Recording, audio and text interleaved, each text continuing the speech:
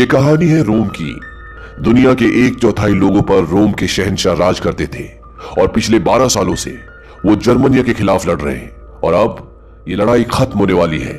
उन्हें बस एक और इलाके को जीतना है और उसके बाद सल्तनत में चारों तरफ शांति होगी। कहानी की शुरुआत में ये दिखाते हैं कि दो सेनाएं आमने सामने हैं।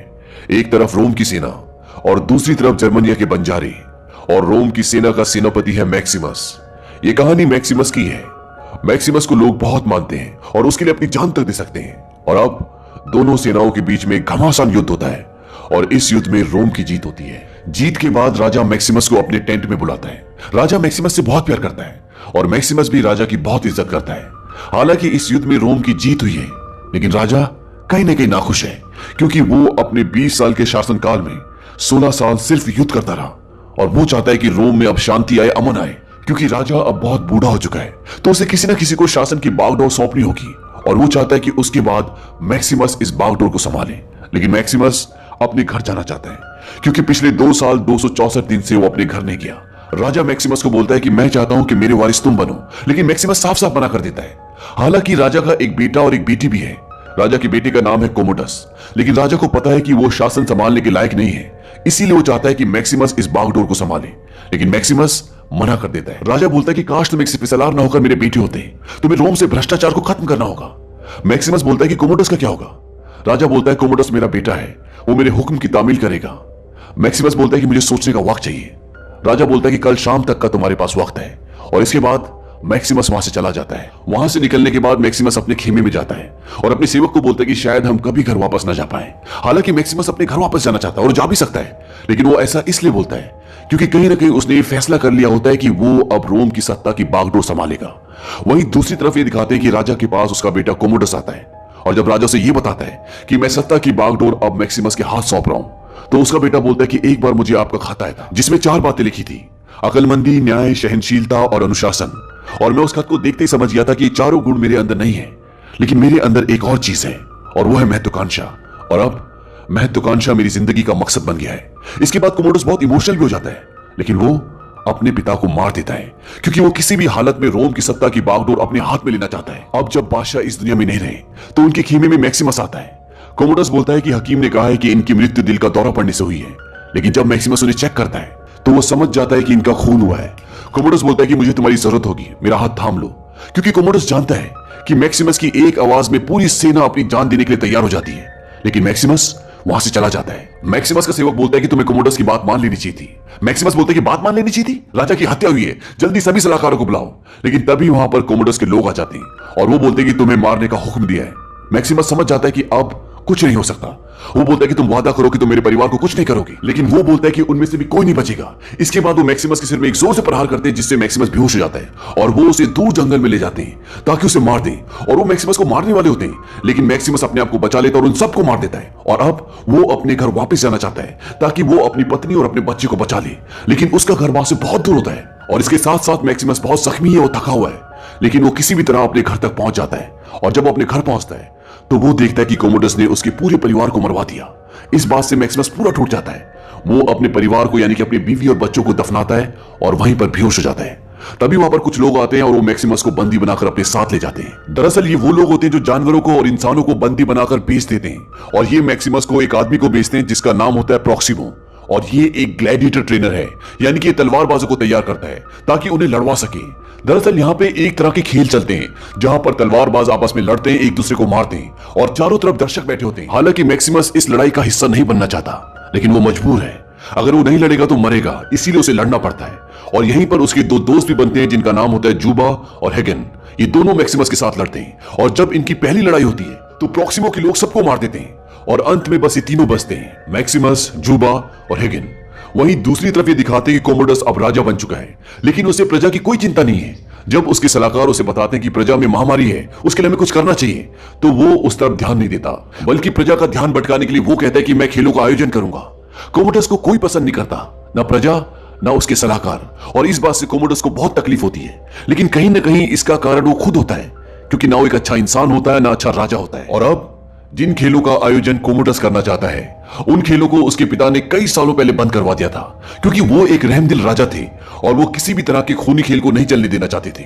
और ये वही खेल होता है जिसका अब एक बहुत बड़ा हिस्सा मैक्सिमस भी है, यानी खून का खेल। वहीं दूसरी तरफ मैक्सिमस अब तक बहुत सारी लड़ाइयां जीत चुका है और वो काफी फेमस भी हो चुका है। और जब प्रोक्सिमो, जिसके लिए मैक्सिमस लड़ता है, यानी कि मैक्सिमस जिसका गुलाम है, उसको यह पता चलता है कि शाही खेलों का ऐलान हो चुका है, तो मैक्सिमस को अपने पास बुलाता है और वो कहता है कि शाही खेलों का ऐलान हो चुका है और हम सब वहां जाएंगे। तुम्हें पता नहीं कि शाही मैदान में लड़ना कितनी शान की बात है, और हम सब वहां जाएंगे।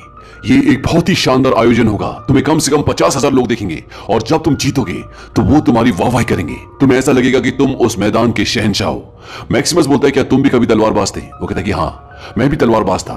मैक्सिमस बोलता है कि तुम्हें आजादी कैसे मिली? इसके बाद प्रोक्सिमो से एक तलवार दिखाता है जो कि लकड़ी की होती है। वो कहता है कि ये तलवार मुझे शहंशाह ने दी थी और ये मेरी आजादी थी। लोग मुझे पसंद करते थे, इसलिए नहीं क्योंकि मैं बहुत जल्दी मारता था, इसलिए क्योंकि मुझे लोगों का दिल जीतना आता था। इसके बाद मैक्सिमस बोलता है कि मैं भी शहंशाह के सामने खड़ा होना चाहता हूं। प्रोक्सिमो नहीं जानता कि मैक्सिमस शहंशाह को जानता है। वो कहता है कि ठीक है, तुम्हें लोगों का दिल जीतना सीखना होगा। वो कहता है कि मैं ऐसा करूंगा, मैं लोगों का दिल जीतूंगा। और इसके बाद वो सारे के सारे रोम पहुंच जाते हैं, वहां पर जहां पर इन खेलों का आयोजन होना है। वहां पर एक बहुत बड़ा स्टेडियम होता है जहां पर 50,000 से भी ज्यादा लोग बैठ सकते हैं। वहीं दूसरी तरफ ये दिखाते कि कोमोडस अब राजा तो बन चुका है, लेकिन वो परेशान है क्योंकि उसकी प्रजा उससे प्यार नहीं करती। उसकी बहन और उसकी बहन का बेटा उसके साथ रहते हैं। उसकी बहन को कोमोडस से डर लगता है क्योंकि उसका बेटा राजगद्दी का वारिस है और उसे डर लगता है कि कहीं उसका भाई कोमोडस उसको मार ना दे, जैसे उसके पिता को मारा था। उसकी बहन उन लोगों से मिलती है जो रोम का और प्रजा का हित चाहते हैं, जो उसके पिता के सलाहकार थे। उसकी बहन बोलती है कि कोमोडस को मरना होगा, नहीं तो ये हमारी प्रजा के लिए और मेरे बेटे के लिए बहुत बड़ा खतरा है। लेकिन वो मना कर देते हैं। वो बोलते हैं कि जब तक प्रजा उसे चाहती है, यानी कि उससे अभी भी बहुत सारे लोग होते हैं जो इत्तेफाक रखते हैं। वो बोलते हैं कि अब ये सही वक्त नहीं है, एक वक्त आएगा जब उसे पूरी प्रजा नफरत करने लगेगी और तब हम हमला करेंगे और वो सही वक्त होगा कोमोडस को मारने का। अब वो दिन आता है जिस दिन इस मुकाबले को होना है। मैक्सिमस अपने साथियों के साथ रोम के शानदार मैदान में होता है और चारों तरफ हजारों लोग होते हैं। और जिन लोगों से मैक्सिमस और उसके लोगों का मुकाबला है, वो सारे के सारे रथों में होते हैं। उनके पास तीरों कमान है और उनके रथों में लंबे लंबे कीले लगे हुए हैं ताकि मैक्सिमस और उसके लोग उनके रथों के करीब ना आ पाए। ये एक तरफा मुकाबला है, इसमें सिर्फ मौत है, लेकिन मैक्सिमस और उसके लोग गुलाम हैं। और वहीं पर यह दिखाते कि राजा, उसकी बहन और उसका बेटा ये सब मुकाबला देख रहे होते हैं, लेकिन वो मैक्सिमस को नहीं पहचान पाते क्योंकि उसने एक नकाब पहना होता है। और अब मुकाबला शुरू होता है और इस मुकाबले में ये दिखाते कि मैक्सिमस सबको गाइड करता है। वो सबको बताता है कि कैसे करना है, क्या करना है, और वो अपने साथियों के साथ कई रथों को गिरा देता है और उनके सभी लोगों को मार देता है। हालांकि इसमें उसके भी कई लोग मरते हैं और चारों तरफ मैक्सिमस की वाहवाही हो जाती है क्योंकि उसने इस एक तरफा मुकाबले को जीत लिया होता है। और जब कोमोडस से देखता है, वो कहता है कि हम इस योद्धा से मिलना चाहेंगे और वो मैक्सिमस से मिलने के लिए आता है। कोमोडस बोलता है कि तुम कमाल हो, मैंने आज से पहले तुम्हारे जैसा तलवारबाज नहीं देखा। अपना लोहे का नकाब उतारो और अपना नाम बताओ। मैक्सिमस बोलता है कि मेरा नाम ग्लैडिएटर है, यानी कि तलवारबाज, और वो जाने लगता है। इस बात से कोमोडस को गुस्सा आ जाता है। वो बोलता है कि तुम्हारी हिम्मत कैसी मुझे पीठ दिखाने की, अपना नकाब उतारो, नाम बताओ। तभी मैक्सिमस अपना नकाब उतारता है और कहता है कि मेरा नाम मैक्सिमस है, सच्चे शहंशाह मार्कस ऑरेलियस का वफादार, जिसकी बीवी को जलाया गया, जिसके बेटे को मारा गया, और मैं बदला लेकर आऊंगा, चाहे इस जन्म में चाहे अगले जन्म में। तभी कोमोडस के तलवारबाज उन सबको घेर लेते हैं, लेकिन वहां पर जितने भी लोग होते हैं वो सब नारा लगाते हैं, जीने दो, जीने दो। और कोमोडस को उन्हें छोड़ना पड़ता है क्योंकि ये खेल है और कोमोडस इन सबको यहां पर नहीं मार सकता। अब ये सब वापस अपनी अपनी जगह पर चले जाते हैं। और अब जब कोमोडस की बहन को पता है कि मैक्सिमस जिंदा है, तो रात को उसे मिलने के लिए जाती है। एक वक्त था जब कोमोडस की बहन मैक्सिमस से प्यार करती थी और आज भी कहीं ना कहीं उससे प्यार करती है। और जब वो मैक्सिमस के सामने जाती है तो मैक्सिमस को बहुत गुस्सा आता है। वो कहता है कि मेरा परिवार बेगुनाह था, उसे जिंदा जला दिया गया। मैक्सिमस की बहन बोलती कि मुझे इस बारे में कुछ नहीं पता। मैक्सिमस बोलता है कि तुम्हें अपने पिता की मौत का भी अफसोस है जिन्हें मार दिया गया था। वो कहती कि आज तक मैं एक दहशत के साए में जी रही हूं। अपने पिता की मौत के बाद मैं उनकी मौत पर अच्छे से रो भी नहीं पाई और मुझे आज भी डर है क्योंकि मेरा बेटा तख्त का वारिस है और मुझे डर है कहीं मेरा भाई उसे मार न दे। कोमोडस की बहन चाहती है कि मैक्सिमस रोम में शांति लेकर आए। वो कहती है कि मैं एक आदमी को जानती थी, एक सेनापति को जानती थी जो मेरे पिता से बहुत प्यार करता था और मेरे पिता भी उससे बहुत प्यार करते थे। वो उसे बताती कि यहाँ मेरे भाई के बहुत सारे दुश्मन हैं जो रोम का भला चाहते हैं और मैं तुम्हें उनमें से एक आदमी से मिलवा सकती हूँ। मैक्सिमस बोलता है कि अब मैं वो पुराना मैक्सिमस नहीं हूं, मैं गुलाम हूं, मुझे पता नहीं मैं कब तक जिंदा हूं, शायद मैं कल की लड़ाई में मर जाऊं। कोमोडस की बहन बोलती कि मेरी मदद स्वीकार कर लो। मैक्सिमस बोलता है कि हाँ, मैं तुम्हारी मदद स्वीकार करता हूं, बस यहां पर कभी मत आना, यही तुम्हारी मदद होगी। और इसके बाद वो निराश होकर वहां से चली जाती है। वहीं दूसरी तरफ ये दिखाते हैं कि कोमोडस मैक्सिमस को जिंदा देखकर पूरी तरह से बौखला जाता है क्योंकि उसे यह बताया गया होता है कि मैक्सिमस को मार दिया गया है और जिन लोगों ने उसे यह बताया होता है उन सबको बुलाता है और उन्हें मरवा देता है। इसके बाद कोमोडस मैक्सिमस को मारने के लिए एक और प्लान बनाता है। वो अपने सबसे खतरनाक योद्धा जो आज तक कभी भी नहीं हारा, उससे मैक्सिमस की अकेले अकेले फाइट करवाता है और चारों तरफ शेरों को भी बांध देता है। और जब फाइट होती है तो एक पल ऐसा आता है जब मैक्सिमस को शेर मारने वाला होता है, लेकिन मैक्सिमस उसे मार देता है। और जो दूसरा योद्धा होता है वो बहुत ही शक्तिशाली, बहुत ही बलवान होता है। वो मैक्सिमस से लड़ता है और मैक्सिमस उसे हरा देता है। और अब वो मैक्सिमस के सामने पड़ा होता है, वो जख्मी है और मैक्सिमस के हाथ में हथियार है। मैक्सिमस चाहे तो उसे मार दे और वहां पर जितने भी लोग होते हैं सब बोलते हैं कि मार दो उसे, मार दो। और कोमोडस उसे मारने का इशारा करता है। हालांकि ये कोमोडस का ही आदमी है, लेकिन मैक्सिमस उसे मारता नहीं, उसे छोड़ देता है। और इस बात से सारे के सारे जितने भी वहां लोग होते हैं वो सब मैक्सिमस से बहुत प्रभावित हो जाते हैं। और चारों तरफ एक ही नारा गूंज रहा होता है, रहम दिल मैक्सिमस, रहम दिल मैक्सिमस। और इस बात से कोमोडस को बहुत तकलीफ होती है। और जब मैक्सिमस बाहर निकलता है तो वहां उसका एक पुराना सेवक आता है। मैक्सिमस बोलता है कि मेरी फौज क्या है? वो कहता है कि ऑस्ट्रिया में। मैक्सिमस कहता है कि उन्हें बताना कि मैं जिंदा हूं और मुझसे आके मिले। और इसके बाद मैक्सिमस आगे चला जाता है क्योंकि वो उससे ज्यादा देर तक बात नहीं कर सकता, वो गुलाम है। लेकिन चारों तरफ एक ही नारा गूंज रहा होता है, रहम दिल मैक्सिमस, रहम दिल मैक्सिमस। मैक्सिमस को यहाँ के लोग पहले से इसलिए नहीं पहचानते थे क्योंकि वो स्पेन के उत्तरी इलाके की फौज का सेनापति था जो रोम के लिए लड़ती थी। और उसके लोगों को यह लगता था कि मैक्सिमस मर चुका है।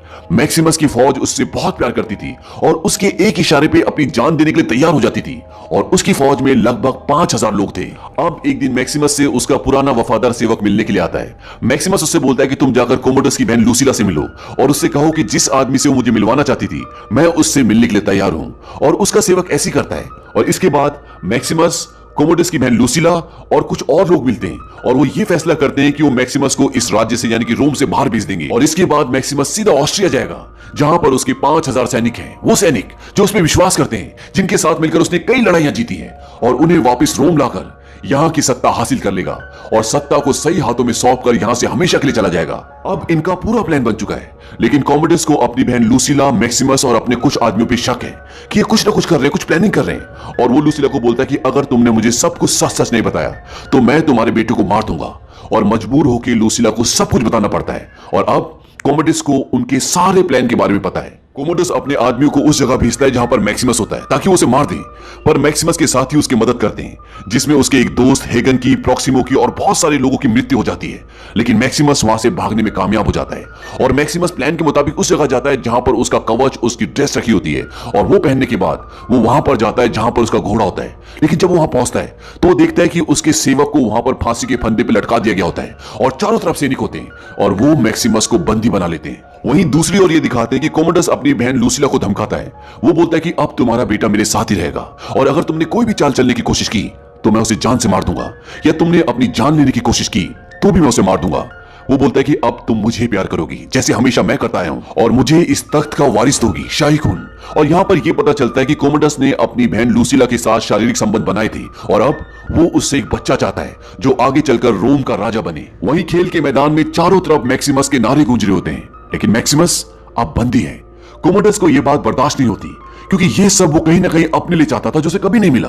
वो मैक्सिमस के पास आता है और वो कहता है कि तुम्हारी कहानी शानदार है, तुम एक सिपह सलार थी, उसके बाद गुलाम बने, गुलाम से ग्लैडिएटर, और इस शानदार कहानी का अंत भी शानदार होना चाहिए। और इससे शानदार क्या होगा कि तुम्हारा मुकाबला एक शहंशाह से हो। मैक्सिमस बोलता है कि तुम मुझसे लड़ोगे। कोमोडस बोलता है क्या मैं तुमसे डरता हूं? मैक्सिमस बोलता है कि सारी जिंदगी तुम डर के साए में जियो। कोमोडस बोलता है कि जाबाज मैक्सिमस निडर हो सकता है लेकिन मौत से जरूर डरेगा। मैक्सिमस बोलता है कि किसी ने मुझे कहा था कि मौत तुम्हारी तरफ मुस्कुराती है, अकलमंदी इसी में है कि तुम भी पलटकर मुस्कुरा दो। कोमोडस बोलता है क्या वो अपनी मौत पे मुस्कुराया था? मैक्सिमस बोलता है कि तुम्हें पता होगा क्योंकि वो तुम्हारे पिता थे। कोमोडस बोलता है कि मैं जानता हूं कि तुम उन्हें बहुत चाहते थे, मैं भी उन्हें चाहता था, तो इस नाते हम दोनों भाई हुए। इसके बाद कोमोडस मैक्सिमस के गले मिलता है और उसकी पीठ पर खंजर भोंक देता है और अपने आदमियों को कहता है कि इसके जख्म को ढक दो और इसे कवच पहना दो। दरअसल कोमोडस मैक्सिमस से इसलिए लड़ना चाहता है ताकि वो दुनिया के सामने उसे मार दे, उसे हरा दे, और जो वाहवाही मैक्सिमस की हो रही है वो कोमोडस की हो, क्योंकि मैक्सिमस दुनिया की नजरों में एक बहुत बड़ा योद्धा है और वो उसे जख्मी इसलिए करता है ताकि वो कमजोर हो जाए और जब वो उससे लड़ाई करे तो वो उसे आसानी से हरा दे। और अब मैक्सिमस और कोमोडस आमने सामने लड़ाई के मैदान में होते हैं और इनके चारों तरफ कोमोडस के लोग गोला बना के खड़े होते हैं और इन दोनों के बीच में लड़ाई शुरू होती है। ये दोनों एक दूसरे पर प्रहार करते हैं। हालांकि मैक्सिमस घायल है लेकिन वो भी पूरी तरह से सामना करता है और एक पल ऐसा आता है जब कोमोडस की तलवार उसके हाथ से छूट जाती है। कोमोडस अपने लोगों को बोलता है कि मुझे तलवार दो, लेकिन वहां पर उसका सेनापति क्विंटिस भी होता है। वो सबको मना कर देता है कि कोई तलवार नहीं देगा। दरअसल कोमोडस को कोई भी पसंद नहीं करता था और वो चाहते थे कि ये लड़ाई पूरी ईमानदारी के साथ हो, लेकिन मैक्सिमस भी अपनी तलवार फेंक देता है और इसके बाद वो उससे हाथों से लड़ने के लिए जाता है, लेकिन कोमोडस ने एक खंजर छुपाया होता है और वो उस खंजर को निकाल के मैक्सिमस पे आक्रमण कर देता है। लेकिन मैक्सिमस उसे अपने हाथों से बहुत बुरी तरह मारता है और उसका खंजर उसी के गले में घोंप कर उसे मार देता है और अब कोमोडस मर चुका है। मैक्सिमस जख्मी है। वो सेनापति क्विंटस को बोलता है कि मेरे आदमियों को छोड़ दो, ग्रेकस मुल्क का कारोबार संभालेंगे, क्योंकि ग्रेकस भी इस मुल्क में प्रजातंत्र चाहते हैं। वो कहता है कि रोम को ख्वाबों की तरह सजाना है, ख्वाबों को हकीकत में बदलना है। यही ख्वाहिश थी हमारे महाराज मार्कस ऑरेलियस की। और ये कहने के बाद वो गिर जाता है। वो जख्मी है, घायल है, वो मर रहा है और कोमोडस की बहन लूसिला भागती हुई उसके पास आती है। वो कहता है कि अब तुम्हारे बेटे को कुछ नहीं होगा। इसी के साथ ये दिखाते हैं कि मैक्सिमस को हेलुसिनेशन होते हैं, यानी कि उसे अपना बच्चा और अपनी पत्नी दिखती है। वो सालों से अपने घर नहीं गया है, वो घर जाना चाहता है और उसकी चेतना उसके बच्चे और उसकी पत्नी के पास पहुंच जाती है। और मैक्सिमस अब इस दुनिया को छोड़कर हमेशा के लिए जा चुका है। मैक्सिमस को सब इज्जत बख्शते हैं क्योंकि उसने रोम के लिए अपनी जान दी है, उसने अपना फर्ज निभाया है, इसीलिए सब उसको अपने हाथों पर उठाकर वहां से ले जाते हैं। वहीं दूसरी तरफ भी दिखाते हैं कि कोमोडस की बॉडी वहीं पड़ी रहती है, लेकिन उसे कोई वहां से नहीं उठाता और इसी के साथ ये फिल्म खत्म हो जाती है।